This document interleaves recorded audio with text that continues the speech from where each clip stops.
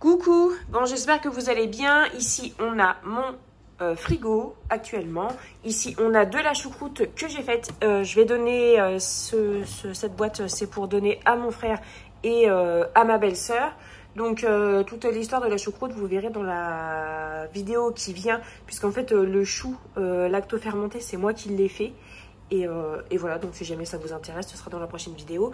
Ici on a la levure desséchée. Ici, on a un demi-chou parce que j'ai acheté un gros chou et j'en ai donné la moitié à ma belle-sœur. Ici, on a un petit peu de chou en vinaigrette. Derrière, il y a 2 pots de compote. Ici, on a du jambon, une assiette et en dessous, c'est les pâtes qui restent d'hier soir. On avait un peu la flemme, donc du coup, en fait, on a mis une assiette propre dessus et au frigo. Donc ça, ce soir, je les ferai sauter avec un petit peu d'oignon, de la sauce soja et des petits trucs dedans pour que ce soit passé. Je crois qu'il reste quand même pas mal. Ouais, voilà, vous voyez, il reste quand même pas mal de pâtes, mais on n'a pas eu beaucoup de manger hier. Ici, il reste de la sauce aux champignons et de la sauce tomate entamée. Bah, tiens, d'ailleurs, je vais peut-être... en fait, je vais peut-être... Oui, j'ai des steaks hachés au congèle, donc je vais faire cuire, je sais pas, par exemple, 2 steaks hachés et je vais mettre cette sauce-là et cette sauce-là. Je vais aromatiser un petit peu avec des échalotes et comme ça, ben voilà, on pourra mettre sur les pâtes, ce sera pas mal. Je vais plutôt faire ça comme ça, au moins je suis sûre de passer ça. On a du fromage, ça j'ai acheté ce fromage là parce que je voudrais faire des petites boules de riz avec un petit peu de fromage dedans pour Thibaut, mais je sais pas si je serai motivée pour le faire aujourd'hui, mais je pense que oui, hein. Voilà, ici on a du parmesan avec la râpe. Donc le parmesan on l'a acheté à la crèmerie et franchement le parmesan ça n'a rien à voir, hein. Le goût n'est vraiment mais pas le même, et pourtant j'ai déjà acheté du parmesan en bloc, mais enfin là ça n'a rien à voir, je trouve. Confiture, les d'amandes, les danettes que j'avais achetées là. Ah non, je voulais pas montrer en vidéo parce que c'est vrai, ça fait un petit bout de temps que j'ai pas fait de vidéo. Mais je l'avais montré sur un live sur Instagram. En allant à Leclerc, j'en avais voulu. Et en fait, avec Margot, on se régale.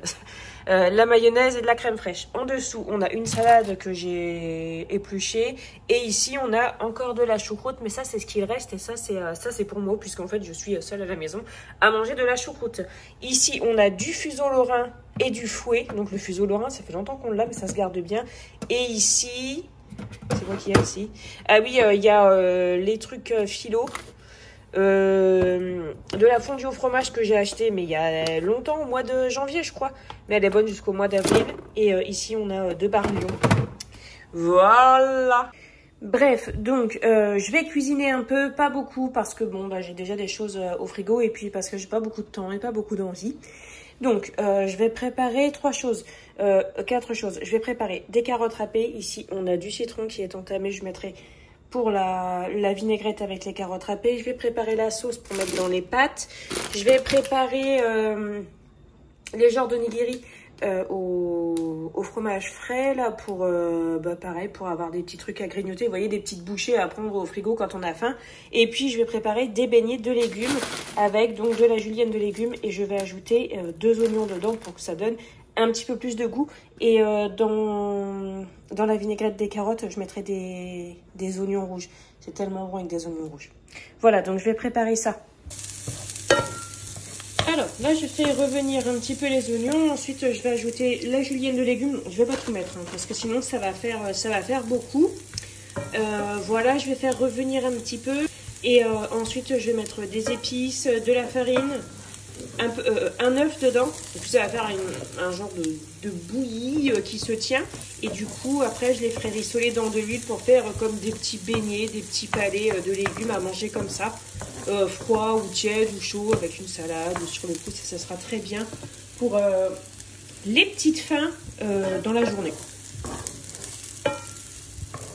Donc les légumes sont en train de revenir. Bon, ça a un peu de mal à reprendre du chaud puisque c'était surgelé, mais je veux pas mettre trop fort parce que sinon ça va brûler. Et puis comme je me connais, je vais aller voir ailleurs, je vais revenir, ce sera cramé, c'est pas la peine.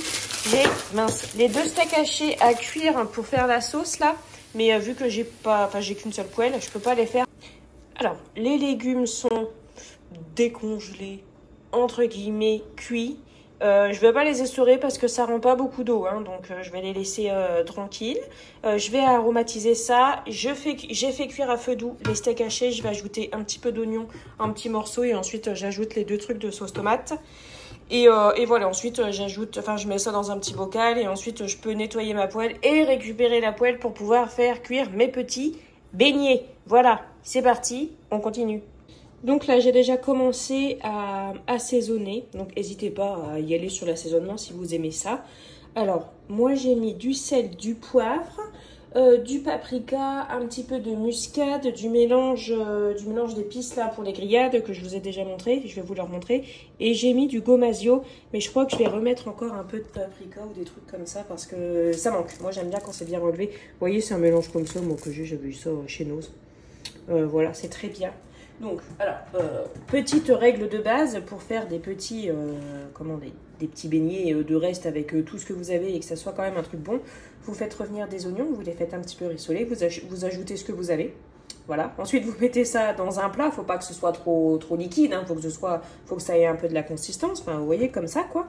Ensuite, vous ajoutez de la farine, un œuf si vous voulez. Voilà, vous mélangez. Vous allez avoir une mixture un peu collante, tout ça. Vous vous débrouillez comme vous pouvez pour que ça se retire de vos doigts. Vous les mettez à frire dans de l'huile. Et vous avez des beignets super bons en fait, voilà, pas besoin forcément d'une recette, faut juste y aller mollo sur la farine, histoire que t'aies pas une brique à manger, mais voilà, moi je suis pas forcément, je suis pas une recette en fait, vous savez, moi je cuisine beaucoup au feeling, à l'instinct, à l'œil, et voilà, et ça c'est vrai que les petits beignets comme ça de légumes, ça passe bien pour tout le monde en général. Pour la viande hachée, vous voyez, j'ai fait revenir doucement pour que ça soit un peu pour que ce soit décongelé. Et comme ça, ensuite, je peux l'émietter. Maintenant, je vais ajouter les deux sauces pour les terminer. Et puis voilà, j'ai coupé les oignons trop petits pour que ce soit un peu plus discret vis-à-vis des enfants. Et puis voilà. Voilà, donc la sauce est presque prête. J'ai mis une cuillère à soupe, de crème épaisse dedans pour casser l'acidité parce que c'était quand même, alors pas hyper acide, mais un peu acide quand même. Alors en fait, cette sauce-là, la sauce tomate champignon, moi je l'ai découverte sur le club Leader Price, mais on peut en trouver aussi chez Aldi. Elle est vraiment très bien, hein. Franchement, je l'aime vraiment beaucoup pour faire les sauces des lasagnes et tout ça. Elle est très bien, par contre, elle est quand même un peu acide. Donc si on la cuisine pas un minimum, ça rend pas un effet au top du top. Donc du coup, voilà, j'ai ajouté un petit peu de crème dedans pour casser l'acidité et je vais ajouter donc du parmesan râpé sur le dessus. Je vais en rajouter, vous voyez, un petit peu. Je vais mettre ça dessus. Voilà, donc j'ai mis un œuf et de la farine. Alors la farine, j'en ai pas mis énormément, mais voilà, ça donne ça à peu près. Vous voyez, ça fait pâteux, ça se tient mais pas trop. Et en fait, je vais faire des petits tas dans de l'huile. En fait, c'est plus des palets de légumes que des beignets. Mais c'est bon aussi comme ça, j'aime bien. Parce que c'est... Alors les palets, on va faire en sorte qu'ils soient bien ronds et tout. Tandis que là, voilà, ça va faire des petits tas et ça sera bien comme ça. Et voilà. Donc vous appelez ça comme vous voulez. Donc hop, c'est parti. L'huile est chaude. Et donc j'ajoute comme ça. Voilà. Un petit tas.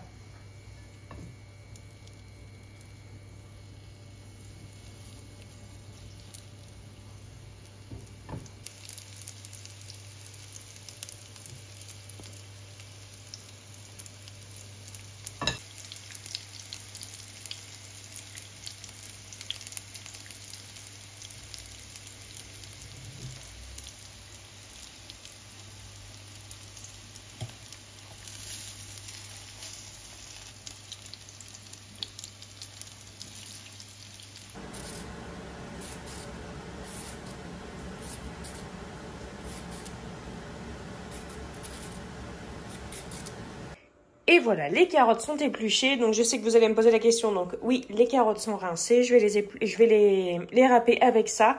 Et ensuite, je vais les mettre un petit peu à dégorger dans le sel. J'ai fait ça la dernière fois et franchement, j'ai trouvé que c'était encore meilleur que d'habitude. Donc je vais faire comme j'ai fait la dernière fois. Je vais les faire dégorger dans le sel avant de les assaisonner. Et voilà, les petits beignets sont cuits. Donc il restait des petits bouts là-dedans. Je les ai mangés, c'est vraiment super bon. Bon, j'avoue, je les ai fait un peu gros. J'avoue. Mais bon, c'est pas très grave. Donc là, forcément, ils vont un peu ramollir.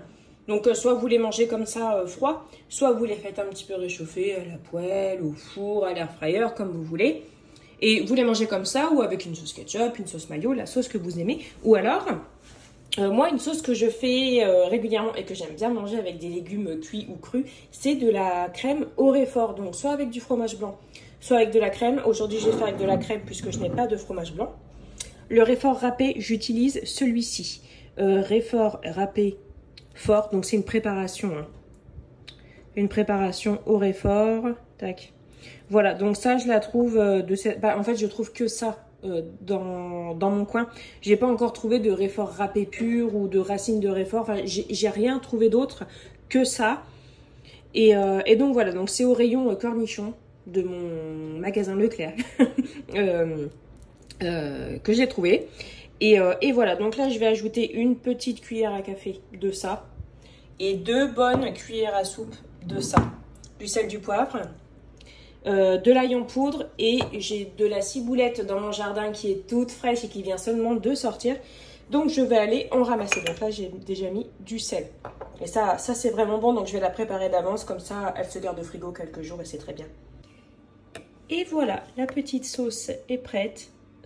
J'adore cette sauce. Je l'adore, c'est ma préférée du monde entier. Voilà, donc ça maintenant au frigo. Donc là, j'ai mis du riz comme ça dans mon instant pot. Alors, j'ai mis une dose comme ça de riz rincé, donc que j'ai rincé le plus possible. Donc, une dose de riz pour 2 doses et demie d'eau. Et donc, maintenant, je vais mettre le programme Rice de mon instant pot et ça va faire les choses toutes seules. Et alors moi, j'avais déjà fait des petites boulettes de riz comme ça avec du riz rond à dessert et ça marchait assez bien. Donc, j'espère que ça marchera bien à nouveau cette fois-ci. Voilà. C'est parce qu'en fait, ce riz-là coûte moins cher que du riz à sushi. Ou même du riz à risotto. Les carottes sont prêtes. Donc, je les ai fait mariner dans le sel. Et puis, une fois qu'elles avaient bien ramolli, bon, bah, je les ai pas rincées, rien du tout. Hein, parce que c'est le sel de l'assaisonnement. Et j'ai ajouté de la mayonnaise, du poivre, des oignons rouges et le jus du demi-citron.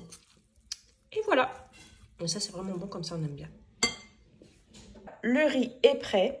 J'ai mis le vinaigre, donc j'ai mis ce vinaigre de riz là. Bon, c'est le vinaigre de riz que je trouve par chez moi. Hein, et j'ai suivi les doses ici. Voilà, donc après, faites comme vous le sentez. Donc là, voilà, le riz est prêt. Hop, je vais le préparer. Je vais mettre un petit peu de fromage dans le milieu. J'espère que je vais pas trop galérer. J'ai l'impression que je me suis lancée encore dans une aventure à la noix alors qu'il est 17 h et que j'en ai ras-le-bol et que voilà. Donc bah, du coup, je vais faire ça. Je vais préparer des petites boulettes de riz, mais tout simple. Hein, je vais pas me prendre la tête. Hein, je vais vraiment faire une boule de riz comme ça, à croquer. Et je vais mettre du fromage dedans. Et puis je mettrai un peu de graines de sésame. Alors, pour faire des boulettes de riz, enfin, en tout cas, pour faire tenir le riz, ce qu'il faut pour que le riz colle, mais pas à vos mains, il faut que vos mains soient mouillées.